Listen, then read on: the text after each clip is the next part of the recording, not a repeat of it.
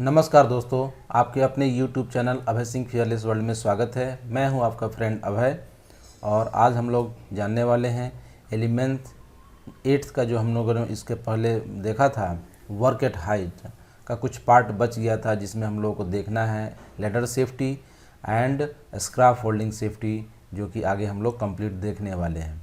ये सब general work place issues हैं जो कि एलिमेंथ 8th का पार्ट है। और इसको जानने से पहले कुछ मेरे सब्सक्राइबर कमेंट किए थे कि आपने कौन सा इंडस्ट्रियल सेफ्टी किया है। तो मैंने 1 year diploma in industrial safety किया है आंध्र प्रदेश से, जो कि आफ्टर बीई किया था। मेरा बीई इन मैकेनिकल है। तो उन्होंने पूछा था कि मतलब हमें क्या करना चाहिए, किस तरह का डिप्लोमा करना चाहिए। तो देखिए, आपके पास क्वालिफ़िकेशन क्या है ये इस पे डिपेंड करता है। अगर आप इंजीनियरिंग डिप्लोमा या बीई रखते हैं तो आप 1 ईयर डिप्लोमा कर सकते हैं किसी भी टेक्निकल बोर्ड से, या जो है कहीं भी जो गवर्नमेंट का बोर्ड होता है, या AICTE अप्रूव्ड जो कॉलेज है, ऐसी जगहों से आप कर सकते हैं। बट जो लोग पास आर्ट्स की डिग्री है ना, तो कई जगह पे उनका एडमिशन नहीं होता है, क्योंकि आर्ट्स वाले को जनरली सेफ्टी में प्रीफर नहीं करते हैं। बट वो लोग जो है एक भारत सेवा समाज है जो कि गवर्नमेंट के द्वारा है, वो ज़्यादा उसकी वैल्यू नहीं होती है, उसको करके भी काम करते हैं। लेकिन अगर आपको एक अच्छे पोस्ट पे काम करना है ना, तो आपको किसी भी जो टेक्निकल बोर्ड से उसी से करना चाहिए, क्योंकि जितना भी रिक्वायरमेंट आता है ना, उसके ही बेस पे रहता है कि उसमें साफ लिखा रहता है कि आपके पास BE BTech होना चाहिए plus 1 year diploma industrial safety, जो कि गवर्नमेंट के रिकॉग्नाइज होना चाहिए। रिकॉग्नाइज कहने का मतलब वो टेक्निकल बोर्ड या उसका AICTE अप्रूव्ड इस तरह का होना चाहिए, ना कि ये भारत सेवा समाज इस तरह का कुछ है ना सर्टिफिकेट इस तरह का नहीं होना चाहिए, जो शॉर्ट टर्म में करवा देते हैं। बहुत सारे इंस्टीट्यूट आजकल खुले हुए हैं, तो इसमें ज़्यादा आपको आगे ग्रोथ नहीं मिलेगा, सुपरवाइज़र पोस्ट पे ही रह जाएंगे। तो इस तरह से, और निबोस वगैरह की जो बात है, खासकर मैं देख रहा हूँ इंडिया में कहीं ऐसा लीगल रिक्वायरमेंट नहीं है। मतलब कि कोई कंपनी ऐसा नहीं बोलता कि हमें निबोसी वाला लड़का चाहिए। मतलब कि खासकर रेलवे में जैसे मैं काम करता हूँ, या कुछ ऐसे क्लाइंट हैं जो जानते भी नहीं हैं, ठीक है। लेकिन ये ऐसा नहीं कि एडवांटेज नहीं देता है, एक एडवांटेज देता है, बट मैंडेटरी नहीं है। मैंने जब ज्वाइन किया था रेलवे में, तो रेलवे क्लाइंट ही का रिक्वायरमेंट था कि डिप्लोमा या BTech होना चाहिए प्लस 1 ईयर इंडस्ट्रियल सेफ्टी का डिप्लोमा उनके पास होनी चाहिए। तो मेरे पास वो फुलफिल क्राइटेरिया था, तो हमारा जॉब हो गया। लेकिन निबोस को उन्होंने प्रीफर उसमें कहीं देखा भी नहीं, पूछा भी नहीं। भले ही हम उसके चलते कंपनी हमारी, जैसे कि मैं KEC में काम करता हूँ, तो ये हो सकता है कि उस चीज़ को देख के हमें चुना होगा कि चलो भाई ये लड़का कॉम्पिटेंट है, काम करेगा। बट क्लाइंट को इससे मतलब नहीं है कि आपके पास निबोस है क्या है। जो उसका गवर्नमेंट का रिक्वायरमेंट है ना, जो आपको फैक्ट्री एक्ट की रिक्वायरमेंट है, जो BOCW एक्ट की रिक्वायरमेंट है, उसी के अनुसार वो लोग हायर करते हैं। तो ये है अभी इंडिया में ट्रेंड। तो आपको भी अगर इंडिया में काम करना है तो इसी के अनुसार चलना है। और इसके अलावा आप जो भी कर सकते हैं ना, जो बेसिक रिक्वायरमेंट फुलफिल करने के बाद आप जो मन करे वो करिए, जैसे IOS, निबोस, और भी बहुत सारे कोर्सेज़ हैं ब्रिटिश सेफ्टी काउंसिल के, और भी बहुत सारे कोर्सेज़ हैं, आप लीजिए। IIT भी करवा रहा है, जो है शॉर्ट टर्म का कोर्स जो है E-लर्निंग करवा रहा है, तो वो भी आप कर सकते हैं। तो ये डिपेंड करता है कि आप कितना आगे अपने आप को एक्सप्लोर करना। लेकिन बेसिक रिक्वायरमेंट फुलफिल करेंगे तभी तो आप जॉब कर पाएंगे ना। एक हमारे सब्सक्राइबर ने कमेंट किया कि सर इंग्लिश की कितनी रिक्वायरमेंट है और कितना % होना चाहिए सब्जेक्ट वगैरह में। इंग्लिश में कोई ऐसा तो कहीं नहीं लिखता है कि इंग्लिश में कितना % होना चाहिए, ऐसा कोई ज़रूरी तो नहीं है। लेकिन आपको इंग्लिश लिखना पढ़ना आना चाहिए। बोलने का मैं ये नहीं बोल रहा हूँ, अगर बोल रहे हैं तो बहुत अच्छी बात है, लेकिन नहीं बोल पा रहे हैं तो आप हिचकिए नहीं। आप लिखना पढ़ना समझ जा रहे हैं, मतलब कि ठीक है आपके लिए। बट आप जितना, अब कहा जाता है ना, जितना घी डालो उतना ज़्यादा स्वाद आएगा। तो आपके पास जितनी फ्लुएंटी इंग्लिश में आपकी फ्लुएंसी रहेगी उतनी अच्छी बात है। जैसे मैंने पहले गल्फ़ वगैरह के लिए देखता था, जाने का मन करता था गल्फ़ वगैरह, तो गल्फ़ के बहुत सारे रिक्वायरमेंट देखता था, तो कहीं भी ऐसा नहीं लिखा था कि मतलब कि, लेकिन उसमें ये बात मेंशन कर दे कि इंग्लिश फ्लुएंट होनी चाहिए, ठीक है ना। तो इंग्लिश फ्लुएंट ऐसा कुछ ये नहीं कि उनको इस तरह का मार्क्स होना चाहिए। ऐसा इंडिया में भी इंडिया में तो ये पूछते भी नहीं है ज़्यादातर, बट कहीं कहीं मेंशन करते हैं जो कंपनियां हैं कि इंग्लिश फ्लुएंट होनी चाहिए। तो ज़्यादातर मैं देखा हूँ कि नहीं पूछते, इंटरव्यू में ही वो पूछ लेते जो पूछना है। मेरा तो हिंदी में ही इंटरव्यू हुआ था और मैं इंग्लिश में भी कंफर्टेबल ही हूँ लगभग, जो पूछते हैं सब बता देते हैं। और बट अगर आपके पास इंग्लिश का नॉलेज है, जैसे मैं सारे बुक वगैरह इंग्लिश में ही पढ़ना पड़ता है, तो अगर आपके पास इंग्लिश का नॉलेज ही नहीं रहेगा तो आप कैसे पढ़ पाएंगे बुक को, कैसे समझ पाएंगे, कैसे किसी पॉलिसी को समझ पाएंगे, कैसे किसी नया जीएसए बना पाएंगे, रिस्क असेसमेंट कर पाएंगे। तो मैं बोलूँगा आप अगर आपके पास बेसिक नॉलेज है तो आप कंटिन्यू करिए, बट इसमें पढ़ते रहिए, आगे बढ़ते रहिए। यही प्रैक्टिस करते रहेंगे ना तो धीरे धीरे आप तो कॉम्पिटेंट हो जाते हैं। लेकिन आप सोचेंगे नहीं इस लेवल का इंग्लिश आएगा तभी हम इसमें जाएंगे, तो हमें नहीं लगता है कि आप सही सोच रहे हैं। तो आइए देर न करते हुए लेडर सेफ्टी स्टार्ट करते हैं। तो लेडर जो है वो है एक जो है शॉर्ट टर्म के लिए काम करने के लिए बना है, लॉन्ग टर्म के लिए नहीं। आपको मान लीजिए कि हाफ आवर 1 आवर के लिए काम करना है, आप काम करिए और उतरिए, ठीक है। तो ये intended for short duration of work, ठीक है। जबकि जो प्लेटफॉर्म वगैरह बनाते हैं ना स्क्रैप फोल्डिंग, वो लंबे समय तक काम कर सकते हैं उसके ऊपर, ठीक है। इसमें रिस्क ये है कि जैसे यहाँ पे आप देख रहे हैं कि सीढ़ी ये लगा हुआ है, इस तरह का सीढ़ी लगा दीवार है और इस तरह का सीढ़ी इसके ऊपर लगा होता है। तो इस तरह का लगे होने से इसमें फॉल ऑफ हाइट, एक तो हाइट पे है तो गिरने का चांस रहेगा, फॉल ऑफ द लेडर, ठीक है। लेडर जो है ये जैसे लेडर है ये टॉपल होने का चांस रहेगा, ठीक है। The ladder toppling side way हो सकता है। और उसके बाद ladder base slip out from the wall, ये जैसे बेस पे यहाँ जहाँ खड़ा है तो यहाँ से ये स्लिप हो जाएगा, ये प्रॉब्लम होता है। The ladder base slipping out from the wall and objects falling from height, अगर आप यहाँ पे लेडर पे कुछ रख के काम कर रहे हैं तो ये तो गिर सकता है ना नीचे में कुछ सामान ऊपर से, ठीक है। और कॉन्टेक्ट विथ लाइव ओवरहेड, इसके ऊपर मान लेते हैं ये लेडर है और इसके ऊपर कोई बिजली का तार रहता है यहाँ पे, तो ये लेडर टच होने का चांस रहता है उसमें। और जब अगर ये कंडक्टर है तो एल्युमिनियम वगैरह का है तो शॉक लगने का भी चांस बनता है। तो ये सारे खतरे हैं कि जब हम लेडर यूज़ करते हैं। बहुत सारे एक्सीडेंट हो भी चुका है ऐसे, आप देखेंगे यूट्यूब पे मैं वीडियो देखता हूँ। ग्रुप डिस्कशन ये आपके लिए है कि suggest the control measure for safe use of ladder. हाँ, ये जो लेडर है इसको सेफली कैसे यूज़ करेंगे इसको आप बताएंगे, ठीक है। अभी ये क्लास में तो है नहीं कि डिस्कस करेंगे, आइए जान लेते हैं। तो इसमें ये है कि सबसे पहले जो भी लेडर आप लगाएंगे वो sited away from the live overhead, overhead को चेक कर लेना है कि वो ओवरहेड से दूर, जो ओवरहेड लाइन है ना उससे दूर है कि नहीं है। साथ में सॉलिड फ्लैट बेस है कि नहीं, जहाँ पे आप इस सीढ़ी को खड़ा कर रहे हैं ना, ये जो है ये चीज़ जो है आप सॉलिड जगह पे होना चाहिए, यानी कि ये धंसे नहीं। कई जगह पे क्या होता है ना, ये पार्ट धंस गया और ये इधर ऐसे गिर जाता है, ठीक है ना। तो weight support on stiles never on the rungs, ठीक है ना। तो वेट जो है ना ये इसी के ऊपर होना चाहिए, ये रग्स वगैरह जो है ना इसके ऊपर ना हो, इस ये तो कम लोड नहीं ले पा, इसके ऊपर ही सपोर्ट होना चाहिए।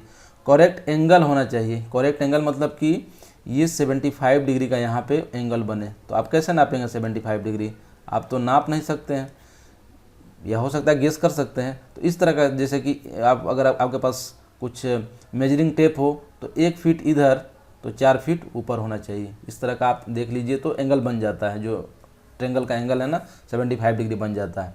या अगर यहाँ पे 2 फीट है तो ये 8 फीट होना चाहिए, यानी कि रेशियो जो है आपको 1:4 का मेंटेन करना है। And top of the ladder against solid support, ठीक है ना। और ladder secured at the top, ladder जो है ना वो टॉप में सपोर्ट होना चाहिए। जैसे यहाँ पे मान लेते हैं कि कुछ स्क्रैप होल्डिंग यहाँ पे है तो इसमें यहाँ पे बांध दे दोनों जगह पे, तो इससे क्या होगा ना कि टॉपलिंग होने का चांस नहीं रहेगा, इधर गिरने का चांस नहीं रहेगा, ठीक है। और लेडर शुड बी फुटेड, यहाँ पे अच्छे से फुटेड होना चाहिए। यहाँ पे मतलब कि यहाँ पे बहुत स्लिप, बिना स्लिप वाला जो है इसमें रबड़ लगे रहते हैं जो स्लिप को रोकता है। और लेडर जो कि top of the ladder should be maximum extended 1 metre. जैसे ये प्लेटफॉर्म है ना, अगर इसके ऊपर लेडर लगाए हैं तो ये 1 मीटर ऊपर होना चाहिए। क्यों ऊपर होना चाहिए, क्योंकि जब भी हम इसके ऊपर चढ़ेंगे ना तो हम इसको पकड़ के इस रूफ के ऊपर आ सकते हैं। ये नहीं रहने से ना, अगर लेडर यहाँ पे इंड होता है तो आप जो है आगे बढ़ने में यहीं पे आदमी को गिरने का ज़्यादा चांस रहता है, ठीक है। और अगर इसको मीन्स ऑफ एक्सेस का यूज़ कर रहे हैं आने जाने के लिए तो only 1 person on ladder at a time allowed है। एक आदमी ही लेडर पे चढ़ेगा और उतरेगा, क्योंकि 2 आदमी के लिए नहीं बना है। Nothing should be carried in the hand while climbing. तो जब भी हम चढ़ेंगे ना 3 पॉइंट ऑफ कांटेक्ट बनाएंगे, यानी कि हमारे पास 2 हाथ है और 2 पैर है, तो ये 3 हमेशा इंगेज होना चाहिए, कोई भी 3 हमेशा इंगेज होना चाहिए। यानी कि जब हम चढ़ेंगे तो एक हाथ हम ऊपर पकड़ेंगे तो फिर पैर बढ़ाते हैं, तो एक जो है हमेशा 3 पॉइंट ऑफ कांटेक्ट बनाना है और मेंटेन 3 पॉइंट ऑफ कांटेक्ट। और उसके बाद wooden ladder should not be painted. Wooden ladder में क्या है ना कि अगर उसको पेंट कर देना तो उसमें अगर कोई क्रैकिंग है ना वो छिप जाता है, पता नहीं चलता है कि कब टूट जाएगा, इसलिए उसको पेंट नहीं करना चाहिए। पेंट करने से उसका स्ट्रेंथ अंदर कितना है वो पता नहीं चलता है। उसके बाद लेडर में भी टाइप है, जैसे स्टेप लेडर आप देख रहे हैं ना, यहाँ पे ये स्टेप लेडर है, ठीक है ना। ये इस तरह का जनरली डिजाइन होता है इसका, और हम लोग शॉर्ट टर्म के लिए यूज़ करते हैं।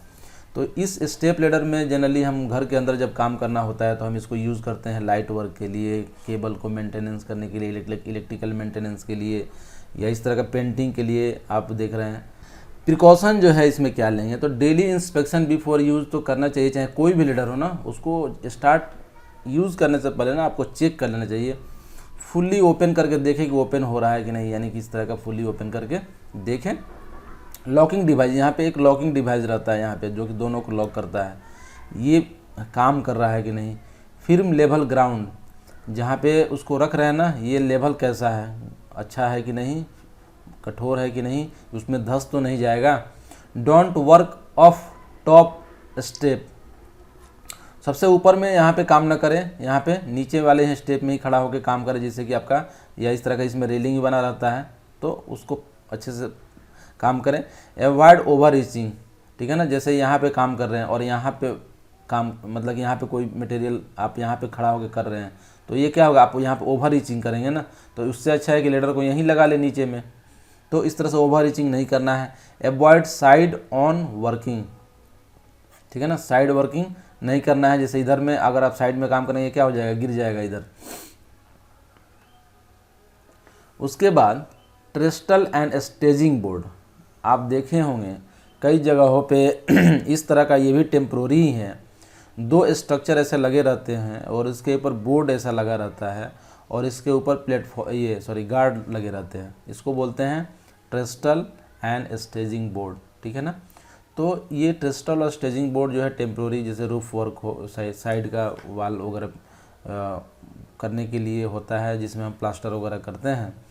तो इस तरह का शॉर्ट जो वर्क के लिए बना हुआ है, इसमें क्या खतरे होते हैं, तो use trestle are large enough to allow passage of equipment and material. ये जो बोर्ड आप देख रहे हैं ना, ये इतना बड़ा होना चाहिए ताकि इसमें आदमी और मटेरियल अगर आप जो भी यूज़ कर रहे हैं ना, इस पे ऊपर रखा जा सके और काम किया जा सके।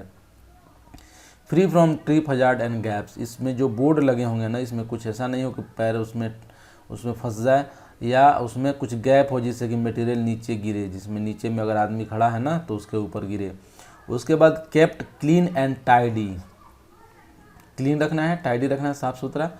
नॉट ओवरलोडेड, जैसे कि अगर ये जितना इसका वियर करने का कैपेसिटी है उतना ही इस पे लोड देंगे, ज़्यादा नहीं देंगे, नहीं तो टूट जाएगा ये।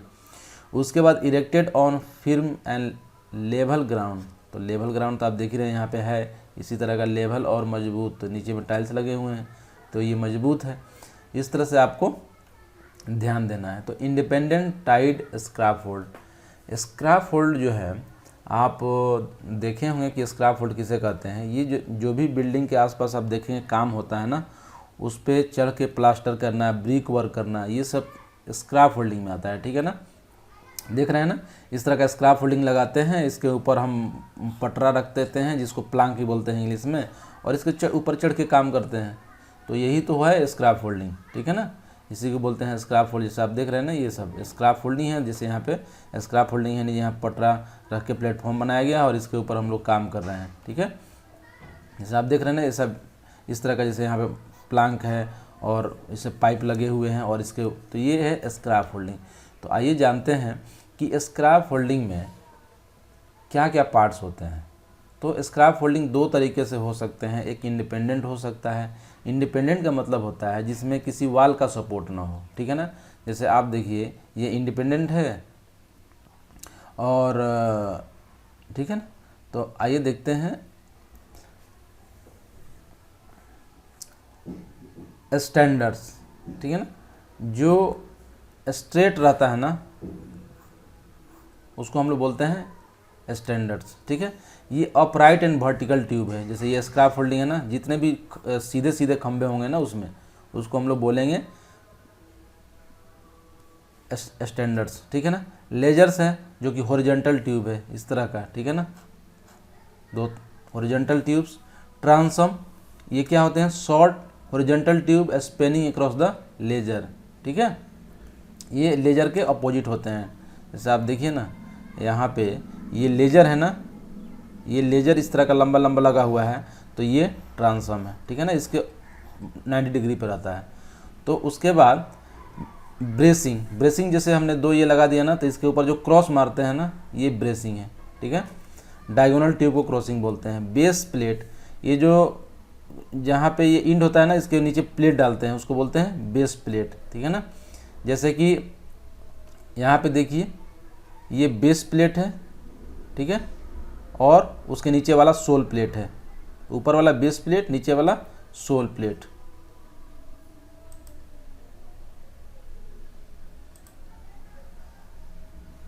उसके बाद जो है आप बेस प्लेट सोल प्लेट हो गया, टिम्बर अंडर द, इसके नीचे होगा टिम्बर, ठीक है।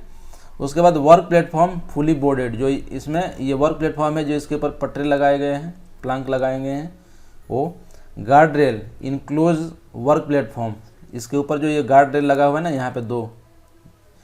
To board provided lip to platform, यहाँ पे 4 इंच का एक पटरा लगा रहता है जिससे वो गिरने का कोई मटेरियल ना गिरे, इसके लिए व्यवस्था रहता है। तो ये तो हो गए पार्ट। आइए देख लेते हैं। ये इंडिपेंडेंट स्क्रैप फोल्डिंग इसलिए है क्योंकि इसमें कहीं वाल का सपोर्ट नहीं लिया गया, यानी कि एक, अब देख रहे हैं ना, दोनों तरफ पाइप है, केवल एक ही साइड नहीं है, यहाँ भी पाइप है और यहाँ भी पाइप है, दोनों साइड पाइप है। अगर एक साइड पाइप ये नहीं रहता ना तो ये पूरे वाल पे भी डिपेंड करता। जैसे आप देखे हुए गाँव में एक तरफ ही पाइप लगाते हैं, दूसरे तरफ दीवार में ही होल करके घुसा देते हैं, ठीक है ना। तो ये वो इंडिपेंडेंट नहीं है, इंडिपेंडेंट है, इसको इसके बिल्डिंग से कोई मतलब नहीं है, ठीक है। तो इसमें आप देख रहे हैं ये, इसको बोलते हैं, ये ब्रेसिंग है, देख रहे हैं ना, इसको ब्रेसिंग बोला। ये ट्रांसम है, देख रहे हैं ना, ये ट्रांसम, ये जब लंबा लंबा इस तरह का आया हुआ है, और ट्रांसम। स्क्रैप होल्ड बोर्ड, ऊपर में जो प्लांक लगे हुए हैं, ठीक है। टॉप गार्ड, ये देख रहे हैं ना, ये गार्ड लगा है टॉप। इंटरमीडिएट, बीच वाला गार्ड, ठीक है ना। थ्रू टाई, देख रहे हैं टाई कर रहे हैं, ये थ्रू टाई किया गया है इसमें विंडो में। स्टैंडर्ड, ये लंबे लंबे जो है ना लेज़र हैं जो कि इस तरह के पाइप हैं। बेस प्लेट आप देख ही रहे हैं यहाँ पे, और सोल प्लेट आप देख ही रहे हैं। ये टो बोर्ड लगे हुए हैं, आप देख रहे हैं 4 इंच का यहाँ पे पतला सा लगा हुआ है यहाँ पे। उसके बाद हो गए, और तो हो गए। आइए देखते हैं आगे कि बेसिक कंपोनेंट यहाँ पे आप जो मैंने आपको बताएं कि ये है आपका सोल प्लेट, उसके ऊपर हो गया बेस प्लेट, उसके ऊपर जो लंबे लंबे अब खड़े किए गए पाइप, उसको स्टैंडर्ड्स, और उसके बाद जो उसके 90 डिग्री पे लंबा लंबा बांधा गया जो दीवार के पैरेलल है, इसको हम लोगों ने क्या बोले, ये आपका लेजर हो गया, ठीक है ना, लेजर। और इसके जो 90 डिग्री पे हमने दीवार के परपेंडिकुलर जो है बांधा, उसको हम लोग बोलते हैं ट्रांसम, ठीक है ना। तो लेजर यही तो है बेसिक कंपोनेंट, और डायगोनल बांधेंगे तो वो ब्रेसिंग हो जाएगा, ठीक है ना। ये है ब्रेसिंग, जितने भी ये डायगोनल बांधे गए ना, क्योंकि ये क्या है ना, मोमेंट को रोकता है। इस तरह के जो भी पाइप आप देख रहे हैं ये है ब्रेसिंग, ठीक है। तो वर्किंग प्लेटफॉर्म जो है इस तरह का, जो स्क्रैप फोल्डिंग में आपने देखा ये 3 पटरे बिछा दिए गए हैं, यही है हमारा वर्किंग प्लेटफॉर्म। और ये जो एक पटरा और खड़ा कर दिया गया है ना, ये किस कोई मटेरियल यहाँ पे अगर रख दिया जाए तो ये नीचे ना गिरे, इसके लिए इसको बोलते हैं टो बोर्ड, ठीक है ना। और ये जो बीच की जो रेलिंग है उसको इंटरमीडिएट, ये कमर के इतना हाइट होता है जनरली, इसको बोलते हैं मेन गार्ड रेल, ठीक है ना। तो main guard rail, intermediate guard rail और टो बोर्ड। तो आइए देखते हैं कि उसका अब डिटेल्स यहाँ पे कलरफुल डिटेल्स है यहाँ पे। तो ये है independent tied scaffold. Independent tied क्यों, आप देख रहे हैं कि ये बिल्डिंग है ना, इससे इसको कहीं इस पे लोड नहीं है, बस इसको यहाँ पे थोड़ा थ्रू टाई किया गया है, क्योंकि ये इसका मोमेंट इधर ना हो, ठीक है ना। तो गार्ड रेल जो है ना वो जनरल अप्रॉक्स 1 मीटर हाइट रहता है। मैंने बताया था ना आपको, कमर के इतना हाइट 1 मीटर हो जाता है, तो ये इतना होता है। और ये यहाँ जाली लगाया गया इस तरह का, जिसको बोलते हैं ब्रिक गार्ड। यहाँ कोई ईंटा वगैरह रख दिया ना तो नीचे ना गिरे, इसके लिए वो पूरी जाली लगा दी जाती है उसमें, ठीक है। वो भी ज़रूरत पड़ने पे, आपके अगर ब्रिक वर्क हो रहा है तब ना वो आप लगाएंगे, नहीं होगा तो क्यों लगाएंगे। और इंटरमीडिएट गार्ड रेल जो है ना वो 407 mm का होता है, 470 mm, यानी कि मान लीजिए 1 मीटर का आधा, ठीक है ना, अगर आप मतलब गेस कर रहे हैं तो उसके बाद टो बोर्ड जो है मिनिमम 150 mm का होना चाहिए, ठीक है ना।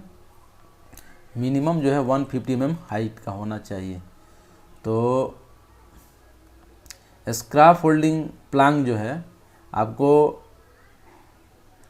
स्क्रैप होल्डिंग का जो प्लांक है वो 600 mm वाइड होनी चाहिए, ठीक है, ये स्टैंडर्ड बता रहा है। ट्रांसम किसको बोलते हैं, जो ये वाल के परपेंडिकुलर पाइप जो है ना उसको ट्रांसम बोलते हैं।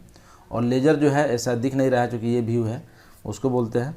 और ये ब्रेस, लेजर ब्रेस है, ठीक है ना, लेजर टू लेजर बांध के ये ब्रेसिंग किया गया, इसको लेजर ब्रेस बोलते हैं, ठीक है ना। और ये जो पाइप देख रहे हैं ना जो वाल के, तो इसको लेजर बोलते हैं। ये जो लंबे पाइप खड़े हैं स्टैंडर्ड है, और बेस प्लेट है और सोल प्लेट है, ठीक है ना। तो ये अब देखिए, अब टाई इसमें इस स्क्रैप फोल्डिंग को इस वाल में टाई किया गया है। मान लेते हैं विंडो का ओपनिंग है, तो विंडो में पूरी तरह से एक पाइप को अंदर घुसा दिया गया, और घुसाने के बाद यहाँ पे कपलर से इसको कपल करके और एक पाइप को जो है पूरी तरह से ऊपर, मतलब विंडो से बड़ा कर दिया गया। इसको बोलते हैं थ्रू टाई, ठीक है ना, क्योंकि ये पूरा अंदर आ गया, थ्रू टाई हो गया। कुछ टाई ऐसे होते हैं ना कि इसमें जैक टाइप का लगा रहता है ना, और इसमें इसको लॉक कर देते हैं और फिर इसको टाई कर देते हैं, इसको बोलते हैं रिवेल टाई, ठीक है ना। तो टाई भी अलग अलग तरीके का होता है। तो एक ग्रुप डिस्कशन है कि आइए कि एक scaffold has collapsed in a busy town centre, give reasons why this might happen. Busy town centre है, वहाँ पे एक स्क्रैप होल्डिंग कोलैप्स हो गया, तो क्या कारण होगा। तो आप जानते ही हैं कि वहाँ पे जनरली बिजी है तो गाड़ी कोई धक्का दे दिया होगा, है ना। तो और भी है, लेकिन आइए आगे देखते हैं इसके रिप्लाई। तो इंडिपेंडेंट टाई स्क्रैप होल्ड जो है, इसमें इसको गिरने का खतरा क्या क्या होता है। तो ओवरलोडेड वर्क प्लेटफॉर्म, अगर ओवरलोड कर दिया जाए ना तो क्या होगा, कैपेसिटी ज़्यादा हो तो टूटेगा या साइड में गिर जाएगा। ग्राउंड सॉफ्ट होना तो बराबर नहीं बैठेगा स्क्रैप होल्ड, और एक तरफ झुक जाएगा, और इससे क्या होगा, डिसबैलेंस हो जाएगा, ठीक है। Scrap hold not tied in, scrap hold अच्छे से टाइड इन नहीं करेंगे, यानी कि थ्रू टाई जैसे मैंने बताया ना वो नहीं हुआ है, ठीक है ना, या रिवेल टाई नहीं हुआ है, किसी तरह का टाई नहीं हुआ है उस दीवार से, तब भी वो गिरने का चांस है। इनसफिशिएंट ब्रेसिंग अगर हम सही से नहीं लगाएंगे, डायगोनल जो ट्यूब है इस तरह का, तो क्या होगा, स्क्रैप होल्डिंग ऐसे बैठ जाएगा साइड में। तो उसके बाद स्टैंडर्ड्स नॉट ऑपराइट, स्टैंडर्ड जो है ना, मैंने जो सीधे सीधे वाले पाइप है वो ऑपराइट नहीं रहेगा, 90 डिग्री पे नहीं रहेगा, तो क्या होगा, झुक गिर जाएगा किधर। हाई विंड है, ज़्यादा अगर हवा आ गया तो स्क्रैप होल्डिंग खड़ा है तो हवा प्रेशर से ये गिर जाएगा, ठीक है। इनकरेक्ट कपलर जो हम कपलर किसको बोलते हैं, जैसे कि दो पाइप को जो कनेक्ट करता है ना उसको कपलर बोलते हैं, ठीक है। तो ये कपलर अगर अच्छे से काम नहीं कर रहा है या अच्छा नहीं है, उस काम के लिए नहीं है, तब भी ये अच्छे से पकड़ नहीं बनाएगा, जब पकड़ नहीं बनाएगा तो स्ट्रेंथ कम हो जाएगा। और scaffold struck by mobile plant, ठीक है ना, मतलब कि ये स्क्रैप होल्डिंग खड़ा किया और कोई यहाँ पे मान लीजिए कि कोई क्रेन कोई व्हीकल इसको आके यहाँ पे कोलाइड हो गया, जिससे क्या होगा, स्क्रैप होल्डिंग गिर जाएगा। Scaffold erected by incompetent workers, जो वर्कर है उनको पता ही नहीं है कहाँ लेजर बांधना है, कहाँ ट्रांसम, कितने ब्रेसिंग लगेंगे, तो बस खड़े कर देंगे, लेकिन जब लोड पड़ेगा तो वियर नहीं कर पाएगा। और scaffold not inspected period to use, काम स्टार्ट करने से पहले आपने उसको चेक ही नहीं किया कि सब कुछ प्रॉपर है कि नहीं, कपलर सही से लगा है कि नहीं, सारे बोल्ट टाइट है कि नहीं, जितने ब्रेसिंग की आवश्यकता है उसमें लगे हुए हैं कि नहीं, ट्रांसम या लेज़र जितने हैं चाहिए उतने लगे हैं कि नहीं, तो फिर क्या होगा, नहीं चेक करेंगे तो वो गिर सकता है अगर अच्छा से नहीं बना हो तो।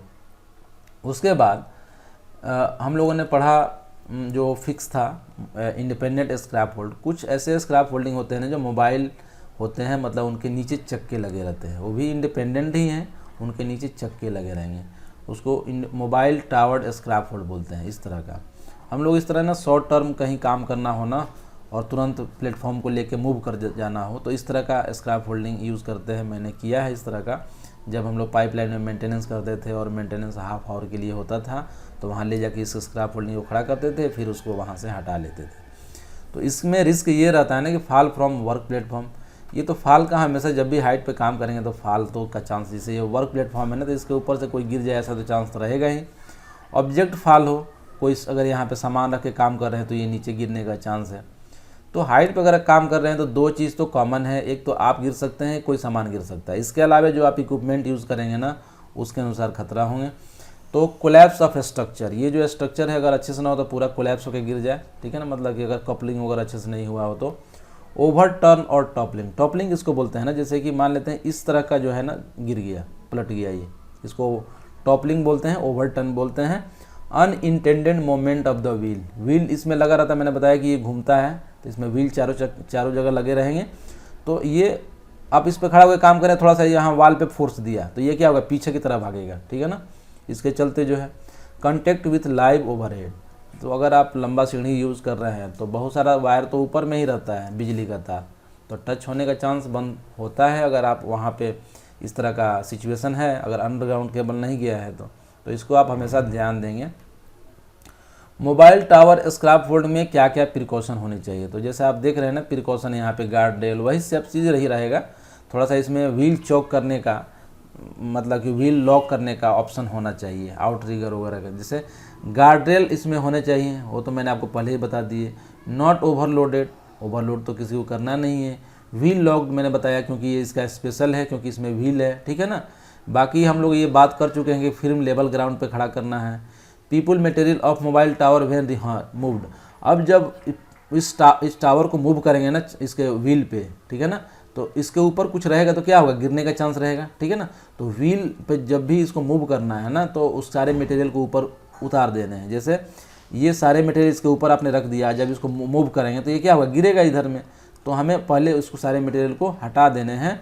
और उसके बाद एवॉइड ओवरहेड, ओवरहेड वही चीज तार, मतलब कि कुछ इस तरह बिजली का तार ऊपर में नहीं होना चाहिए।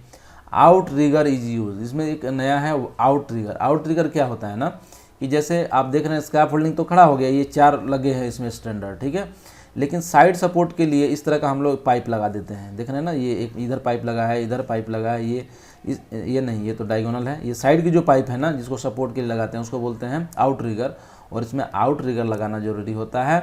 No climbing outside of the tower, ये जो टावर के अगर साइड से इधर से चढ़ते हैं ना अगर आप, ठीक है, तो क्या होगा, ये डिसबैलेंस होकर इधर झुक जाएगा, तो इसीलिए बीच में जो सीढ़ी लगी होगी ना, इसमें लगा रहता है सीढ़ी, इधर से ही चढ़ना है, या जहाँ पे लगा है ना सीढ़ी, इधर साइड में सीढ़ी कहीं लगा रहता है, यहाँ सॉरी यहाँ तो दिख ही रहा है ये लगा हुआ है, तो इधर से ही चढ़ना है, ना कि किधर साइड से चढ़ना है। जब साइड चढ़ेंगे तो डिसबैलेंस हो जाता है ये। और उसके बाद आपको ट्रेनिंग मिलना चाहिए, ठीक है ना, कि आपको कैसे इसको यूज़ करना है। और tower not exceed relevant base to height ratio, ठीक है ना। ज़्यादातर अगर मान लेते हैं कि ये स्क्रैप होल्डिंग का बेस है तो बहुत ऊंचा अगर खड़ा कर देंगे, इस तरह टावर बना देंगे तो गिरने का चांस तो ज़्यादा है ही, तो ये रेशियो ज़्यादा नहीं होना चाहिए। मैं रिकमेंड करूँगा कि 1:4 का रेशियो, यानी कि अगर 1 मीटर का बेस है ना इस तरह का 1/1 का, तो 4 मीटर ही ऊपर ले जाए, सेफ रहता है। ऐसे 6 मीटर तक भी काम कर सकते हैं, अगर ऊपर बांध दिए तो और अच्छी बात है, तो ज़्यादा काम कर सकते हैं, लेकिन मैं ज़्यादा रिकमेंड नहीं करूँगा कि आप मैक्सिमम अगर 1 मीटर का बेस है ना नीचे का तो 6 मीटर तक ऊपर तक जाइए, लेकिन मैं 4 ही रिकमेंड करता है, मैंने नेट में देखा था 4 ही रिकमेंड करते हैं ये सब। Tower inspected period to use and routinely during use, ठीक है ना, इंस्पेक्शन तो आपको करना ही है जब भी आपको यूज़ करना है। उसके बाद मोबाइल एलिवेटिंग वर्क प्लेटफॉर्म, अब स्क्रैप होल्डिंग ये भी काम करने का ही प्लेटफॉर्म है हाइट पे, ठीक है ना, तो अभी इसमें मोबाइल एलिवेटेड है, यानी कि ये कोई इंजन पे रहेगा, ठीक है ना, और इसके ऊपर इस तरह का प्लेटफॉर्म लगे रहेंगे जिसके ऊपर आदमी काम करेगा, जैसे आप देख रहे हैं ना। तो इसमें भी आप देख रहे हैं कि ये इस तरह का एक बकेट बना हुआ है और इस पर आदमी काम कर रहा है, तो इसमें भी फाल का चांस रहेगा। फाल कौन? पर्सन, ठीक है ना, और फाल कौन? मटेरियल, ठीक है। ये तो हमेशा चांस रहेगा। अगर ये मूव कर रहा है, मोबाइल है, तो कोलैप्स हो सकता है, ठीक है ना, मतलब कि पलट सकता है, ओवरटर्न हो सकता है, ठीक है ना, और कांटेक्ट विथ लाइव ओवरहेड हो सकता है, बिजली का तार ऊपर रहेगा तो, ठीक है ना। Entrapment of cradle platform against the adjacent structure, अगर आदमी यहाँ पे काम कर रहा है और ड्राइवर जो चला रहा है, हो सकता है कि इसके और बीच में कोलिजन हो जाए, आदमी फंस जाए, ठीक है ना, स्ट्रक्चर के बीच में। सियरिंग अगेंस्ट एडजेसेंट स्ट्रक्चर, ठीक है ना, ये हो सकता है। अनऑथोराइज यूज़, कोई अनऑथोराइज यूज़ करेगा इसको, तब भी एक्सीडेंट होने का चांस, मतलब जिसको पता नहीं है और यूज़ कर रहा है। उसके बाद मोबाइल एलिवेटेड वर्क प्लेटफॉर्म में सेफ्टी क्या क्या लेना है, तो फिर्म और स्टेबल ग्राउंड, ये तो मालूम ही है कि जब ज़मीन पर चलेगा तो ये होना चाहिए, देख रहे हैं ना, यहाँ पे लेवल होना चाहिए प्रॉपर। उसके बाद clearance from the obstruction and overhead, यानी कि ओवरस्ट्रक्शन ओवरहेड से जैसे कुछ भी उसके ऊपर होना, तो इसमें क्लियर गैप होना चाहिए, ठीक है। उसके बाद barrier to exclude vehicle and people, इसके अगर चारों तरफ गार्ड कर देना तो कोई गाड़ी आके इसमें धक्का नहीं देगी। उसके बाद गार्ड रेल नॉट रिमूव्ड और मॉडिफाइड, इसमें जो गार्ड रेल लगे हैं ना, इसको रिमूव नहीं करना है, ना ही मॉडिफाई करना है। उसके बाद harness and land yard used, इसमें अगर काम करना है तो यहाँ देखें दोनों आदमी सेफ्टी बेल्ट लगाया होगा।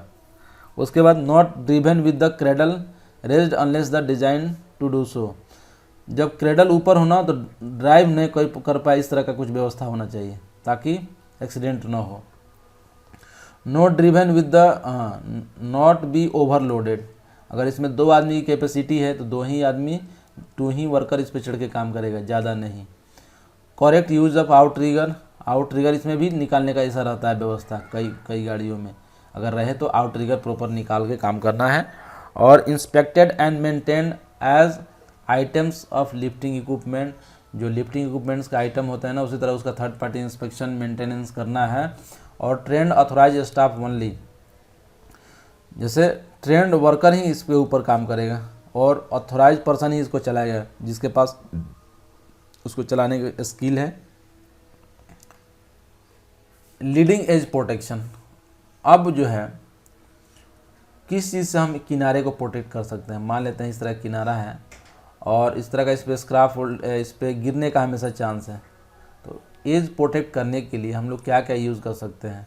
तो अनप्रोटेक्टेड एज किसको बोलते हैं? ऐसा किनारा जिस पर गार्ड रेल नहीं लगा हो, उसको हम लोग अनप्रोटेक्टेड एज बोलते हैं। तो that are created and move as work progress, for example when fixing roof sheet to the steel framed building. तो कई जगहों पे गार्ड रेल लगाना संभव नहीं रहता है। मान लेते हैं इसके ऊपर हम लोगों ने कुछ ऐसा सीट लगा रहे हैं और गार्ड रेल यहाँ नहीं लगा सकते, अगर हमको काम करना है तब हमें सेफ्टी नेट की आवश्यकता होती है, ठीक है। इसके नीचे सेफ्टी नेट लगा देंगे हम लोग इस तरह का, कि अगर कोई गिरा तो सेफ्टी नेट में आके फंस जाएगा, क्योंकि उस समय हम गार्ड भी नहीं लगा, सीटिंग के टाइम में गार्ड भी नहीं लगा सकते हैं, ठीक है। और अदर सॉफ्ट लैंडिंग सिस्टम, कई जगह में ना एयर बैग नीचे रख देते हैं, यहाँ हवा भर के बैग, कि कोई गिरे तो ऐसा कुछ भी जिसके पे गिरने के बाद आदमी बच जाए, ठीक है। तो सेफ्टी नेट का ये देखते हैं कैसे यूज़ करना है। Install as close as possible, जैसे कोई आदमी यहाँ पे काम कर रहा है और यहाँ पे एज है किनारा और गिरने का दोनों तरफ चांस है, तो जितना नज़दीक हो सके ना सेफ्टी नेट यहाँ पे लगाना चाहिए, ठीक है, क्योंकि ज़्यादा दूर ना गिरना पड़े, ये इसकी रिक्वायरमेंट होती है। और securely attached and will withstand a person falling on to them, जब आदमी गिरता है ना तो उसका लोड तो ज़्यादा हो जाता है, 2 गुना 3 गुना 4 गुना जितना हाइट हो, तो ये इतने अच्छे से एंकर होने चाहिए ना सेफ्टी नेट, ताकि इसका लोड ले सके, गिरने के बाद ऐसा ना टूट जाए। और installed and maintained by the competent personal, ठीक है ना। तो ये जो इस नेट को लगा सकते हैं जिनके पास कॉम्पिटेंसी है, उस लगाने का ट्रेनिंग उन्होंने लिया है, तो वही लोग इस चीज़ को करें ताकि ज़्यादा अच्छा हो। उसके बाद inspection of access equipment, access equipment किसको बोलते हैं? जैसे अभी हम लोगों ने जो भी पढ़ा ना, वो सारे एक्सेस इक्विपमेंट ही था, मतलब कि जिससे हम लोग ऊपर चढ़ते हैं और उतरते हैं, ठीक है ना। जैसे आपका एक्सेस इक्विपमेंट यही आता है, लेडर हो गया, मोबाइल, एलिवेटेड, वर्क प्लेटफॉर्म, ये सब क्या है? एक्सेस इक्विपमेंट ही तो है। और शुड बी इंस्पेक्टेड, ये इंस्पेक्ट करना चाहिए कब? एक तो व्हेन फर्स्ट इरेक्टेड, जब हम पहली बार उसको खड़ा कर रहे हैं, जैसे स्क्रैप फोल्डिंग वगैरह जो भी है। और आफ्टर सबस्टेंशियल अल्टरेशन, इस स्क्रैप फोल्डिंग में कोई चेंज हो जाता है, मतलब पाइप में चेंज कर देते हैं, कुछ पाइप निकाल लेते हैं, ठीक है ना, इस तरह कुछ भी उसमें अल्टर करते हैं, चेंज करते हैं ना, तो आपको चेक करना चाहिए। और आफ्टर इंसिडेंट अफेक्टिंग स्टेबिलिटी, मान लेते हैं कि कुछ ऐसा हो गया, कोई आके गाड़ी कोई धक्का दे दिया उसमें, तो अब क्या होगा? इफेक्ट हो गया उसकी स्टेबिलिटी, अब फिर से उसको चेक करके ही फिर उस पर काम करना चाहिए। या आंधी आ गया और आंधी के बाद हम काम करने जा रहे हैं, तो फिर उसको एक बार चेक करके, बारिश आया, बारिश होने के बाद फिर एक बार चेक करके ही काम करेंगे। तो अगर ये तो करना ही है, साथ में उसको पीरियोडिकली करना है, जैसे टिपिकली एवरी 7 डेज पे, ठीक है ना। स्क्रैप होल्डिंग आपने कोई खड़ा कर दिया है, तो ये चीज़ तो करना है कि फर्स्ट जब आपने इरेक्ट किया, ठीक है ना, कोई चेंज किया आपने, कोई स्टेबिलिटी चेंज हुई, साथ में अगर कुछ भी ऐसा नहीं हो रहा है ना, तो एवरी 7 डेज पे आएंगे, इसे चेक करेंगे एक बार। उसके बाद पॉइंट टू कंसीडर, ठीक है ना, जब इंस्पेक्शन करेंगे तो कौन कौन सा पॉइंट कंसीडर करेंगे? तो उसमें है कि आपको कंडीशन ऑफ द ट्यूब, क्योंकि ये ट्यूब से ही बना होता है, स्क्रैप फोल्डिंग ऐसे ट्यूब से बने होते हैं, तो इसका देखना है कहीं ये इसमें जंग तो नहीं लगे हैं, इसका थिकनेस ठीक ठाक है कि नहीं है। स्पेशली स्टैंडर्ड्स को चेक करते हैं, जो खड़े पाइप रहते हैं ना, उन्हीं को हम चेक करते हैं। और टाइंग एंड ब्रेसिंग, जो उसके टाइंग और ब्रेसिंग वगैरह जो है ना, ब्रेसिंग, तो उसको हम लोग चेक करते हैं। और condition of the work platform पे जो प्लांक वगैरह रखे हैं ना, उसका कंडीशन कैसा है, सड़ तो नहीं गया है। उसके बाद एज प्रोटेक्शन यानी कि उस प्लांक जो है 150 mm का दिया गया है कि नहीं है, ठीक है। उसके बाद ग्राउंड कंडीशन कैसा है, जहाँ पे वो खड़ा किया गया है, उसमें ऐसा नहीं बारिश के चलते उसमें पाइप धंस रहा हो। सेफ एक्सेस है कि नहीं, इसके चढ़ने उतरने के लिए लेडर लगे हुए हैं कि नहीं है ना। उसके बाद सेफ वर्किंग लोड, इसमें ये मान लेते हैं 5 टन के लिए डिज़ाइन किया गया है, तो 5 टन ही इसके ऊपर लोड होना चाहिए। उसके बाद prevent of falling material through the safe stacking and storage. जैसा कि आप जानते हैं कि हम लोग अपने वर्क प्लेस पे बहुत सारे मटेरियल आते हैं, हम यूज़ करते हैं, फिर उन्हें प्रोडक्शन भी करते हैं, उनको स्टॉक करते हैं या स्टोरेज करते हैं। तो स्टॉकिंग और स्टोरेज जो है हमें कैसे करना चाहिए? तो स्टॉकिंग किसको बोलते हैं? जब हम मतलब कि एक कहीं इकट्ठा करके और एक दूसरे के ऊपर रखते हैं ना, ये इसको स्टॉकिंग इस तरह का हम लोग कर देते हैं, ठीक है। स्टोरेज भी कुछ इसी तरह का है। तो हम लोग स्टॉकिंग और स्टोरेज कैसे करेंगे? If house keeping is not properly manage it can, अगर हम कहीं भी किसी मटेरियल को कहीं भी रख देते हैं, कहीं फेंक देते हैं ना, तो क्या प्रॉब्लम होगा? हिंडर सेफ मूवमेंट, कोई इमरजेंसी होगा तो आदमी बाहर नहीं निकल सकता है, स्लिप ट्रिप होगा, लाइट को ब्लॉक करेगा जिससे दिखेगा नहीं, block access to essential service, जैसे कहीं फायर वगैरह है जहाँ मतलब कि सर्विस वहाँ बुझाने का होस पाइप वगैरह रखे हैं वहाँ पे रख दें, तो इस तरह का प्रॉब्लम होगा। Stocks and piles can present danger of collapse, ठीक है। सही से इसको स्टॉकिंग नहीं करते हैं तो ये क्या होगा, किसी व्यक्ति के ऊपर गिर जाएगा, है ना। Lead to stocked material toppling over, ठीक है ना, अगर अच्छे से नहीं करते ये टॉपलिंग किसी के ऊपर गिर सकता है। तो अब आइए जानते हैं कि sufficient space needs for storage material. Generally store आप देखे होंगे अलग बना रहता है कि कोई मटेरियल कहाँ रखना है, तो स्टोर्स आर क्लियरली डिफाइंड होता है। जैसे आप देखेंगे ना कि कहीं ये एडमिनिस्ट्रेटिव बिल्डिंग है, ये स्टोर बिल्डिंग है, यहाँ पे प्रोडक्शन बिल्डिंग है, इस तरह का बना रहता है ताकि कोई कौन सा कहाँ स्टोर करना है ना, क्लियर डिफाइंड रहता है। खासकर कंपनियों में separate area for different item, जैसे यहाँ पे मैकेनिकल टूल्स रहेंगे, इधर केमिकल रहेंगे, इस तरह का सेपरेट डिफाइंड रहता है। और segregation of certain material and substance, जैसे गैस बोतल वगैरह को अलग रखना है, कुछ फ्लेमेबल मटेरियल, कुछ हजार्डस केमिकल है उनको अलग रखना है। Clean and tidy area routinely inspected, ठीक है ना, ये सब हाउस कीपिंग प्रॉपर होने चाहिए। अप्रोप्रिएट वार्निंग साइन डिस्प्ले हो, जैसे ये मटेरियल यहाँ पर हमने किया तो यहाँ पे MSDS लगा दिया कि ये मटेरियल मान लेते हैं कोई केमिकल है, तो उसको यहाँ पे एक बोर्ड लगा दिया कि इसमें ये है, तो इस तरह से अच्छा रहता है। No work activity in storage area. अगर मान लेते हैं कहीं हमने स्टॉकिंग किया है और उसके साइड में काम हो रहा है इस तरह का, यहाँ पे कोई आदमी काम कर रहा है, तो क्या होगा, ये उसके ऊपर गिरने का चांस बनता है।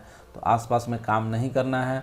और व्हेन स्टॉकिंग, जब हम स्टॉकिंग करते हैं तो each stock for one material only, stocking जो है ना केवल एक मटेरियल का एक जगह करेंगे ताकि प्रॉब्लम ना हो। सेट मैक्सिमम स्टॉक हाइट, जैसे मैंने बताया ना कि मान लेते हैं कि कोई बोतल है और ये एक दूसरे के ऊपर बोतल रख रहे हैं, तो ये नीचे वाला बोतल की कैपेसिटी मान लेते हैं 3 बोतल सहने की ही है, तो 3 बोतल तक ही रखेंगे, नहीं तो क्या होगा, नुकसान होगा। नहीं तो अगर ज़्यादा रख देंगे तो ये भी गिरने का चांस रहेगा। जैसे सीमेंट का बोरा है, हमने इसके ऊपर 10 बोरे रख दिए और ये 10 बोरा खड़ा नहीं रह सकता, तो क्या होगा, किसी के ऊपर ही गिरेगा। तो ये आप डिपेंड करता है कि आपका कौन सा मटेरियल है। और कई जगह पे तो बोरे पे लिखा रहता है कि 3 से ज़्यादा नहीं रखना है, या आप देखेंगे ना तेल वालों के डब्बे पे लिखा रहता है कि इस तरह का 3 डब्बा से ज़्यादा नहीं रखना है ऊपर, नहीं तो ये क्या होगा, तेल का डब्बा ही फट जाएगा। उसके बाद स्टॉक शुड बी वर्टिकल, एकदम ये 90 डिग्री पे खड़े हों ताकि गिरने का चांस ना रहे। और use pallet to keep material off the ground, जब हम रखते हैं ना तो इसके नीचे कुछ कुछ लकड़ी, कुछ ऐसे चीज़ रखते हैं जिसके मटेरियल ग्राउंड के मॉइस्चर से ख़राब ना हो, तो ये हमें करना है। उसके बाद allow space between stock for the same moment, मान लेते हैं हमने ये बैग्स रखा और फिर यहाँ पे बैग रखा, तो इसमें क्या होगा, बीच में एक गैप आ गया ना चलने के लिए, तो हम इसको साफ़ सफाई कर सकते हैं, इस तरह का होना चाहिए। और protect stock from the being stuck by the vehicle, जहाँ पे कहीं गाड़ी आती जाती हो ना वहाँ से प्रोटेक्ट कर दे, नहीं तो ये क्या होगा, कोई गाड़ी आएगी और इसमें धक्का देगी और ये क्या होगा, बैग गिर जाएगा, तो किसी के ऊपर भी गिर सकता है। तो ये कुछ मटेरियल भी हो सकता है, कुछ ऐसे चीज़ हो सकते हैं जो भारी हो और ज़्यादा नुकसान पहुंचाए। तो आपके वर्क प्लेस पे आप डिसीजन ले सकते हैं कि किसी मटेरियल को स्टॉक एंड स्टोरेज में क्या क्या प्रिकॉशन लेनी चाहिए। तो 8.2 कंप्लीट हो गया। और 8.2 में हमने क्या क्या सीखा, जो कि वर्क एट हाइट था। इसमें हम लोगों ने सीखा कि what are the main hazards when carrying out roof work. Roof work में क्या था कि ये जितना पिच ज़्यादा रहेगा, स्लोप रहेगा ना, गिरने का चांस उतना ज़्यादा रहता है ना। और भी हमने सीखा उसमें fall of material, fall of person, ये तो होता ही रहेगा। What are the step in the hierarchy of control when working at height, मैंने बताया था, पहले एलिमिनेट कर लें, ठीक है ना, फिर फॉल को मिनिमाइज़ करें, यही सब था। उसके बाद पीपीई है। What are the main safety precaution when using ladder, ladder को यूज़ करना है तो क्या है कि 1:4 का रेशियो मेंटेन करें, ऊपर में बांध के रखें, 3 पॉइंट ऑफ कंटेक्ट हो, यही तो था, ओवरहेड लाइन रहेगा बच के, ठीक है ना, इंस्पेक्शन करें, ठीक है, यही सब तो था। और what factor might cause of collapse of an independent tied scaffold. Independent tied scaffold क्यों होता है, जब आप ओवरलोड कर देंगे, उसके सारे कंपोनेंट सही, कपलिंग सही से न हो, आंधी आ जाए, ठीक है, कोई गाड़ी जाकर उसको धक्का दे दे, उसका टाइट अच्छे से नहीं हुआ हो, यही सारे तो जो रीजंस हैं इसके। तो हम लोगों ने ये सारे पॉइंट सीख लिए। आई होप आपको ये वीडियो अच्छा लगा होगा, आपने काफ़ी कुछ सीखा होगा। अगर आप यहाँ तक देख लिए हैं तो कमेंट करिए, जिससे हमको मालूम चले कि आपको ये वीडियो कैसा लगा हो। Thanks for watching. फिर मिलते हैं नेक्स्ट वीडियो में। और नेक्स्ट वीडियो में हम लोग जानने वाले हैं वर्किंग इन कन्फाइंड स्पेस, ठीक है ना, जनरल टर्म में जानेंगे ताकि आपको निवोस पास होने में भी आसानी हो, आपकी अंडरस्टैंडिंग बढ़े। केवल आपको इस व्यू से नहीं पढ़ना है कि आपको केवल पास होना है, क्योंकि पास होने के व्यू से पढ़ेंगे तो आगे कैसे काम कर पाएंगे। तो आप सीखिए और इन्जॉय करिए। Thanks for watching.